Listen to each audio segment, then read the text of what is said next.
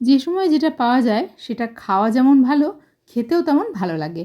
আজকে যেমন কড়াইশুঁটি, মুসুর ডাল, আদা, রসুন, কাঁচা লঙ্কা সমস্ত কিছুকে একটু বেটে নিয়ে এই বড়ার তরকারি বানাবো।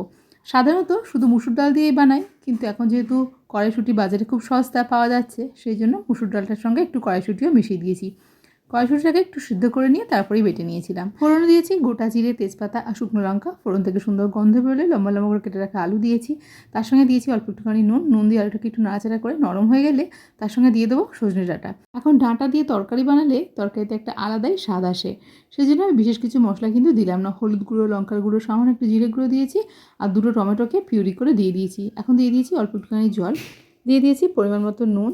খুব বেশি ঝোল থাকবে না, একটু গামাখা মতোই হবে তরকারিটা। আলু আর ডাঁটাটা সুন্দর করে সেদ্ধ হয়ে গেছে। এখন ভেজে রাখা বড়াটা দিয়ে সামান্য একটু ফুটিয়ে নেব, তাহলে কিন্তু এই দারুণ স্বাদের রান্নাটা রেডি হয়ে যাবে। তোমরা কিন্তু অবশ্যই একবার বানিয়ে দেখো, আর কেমন লাগলো সেটা জানাতে ভুলো না।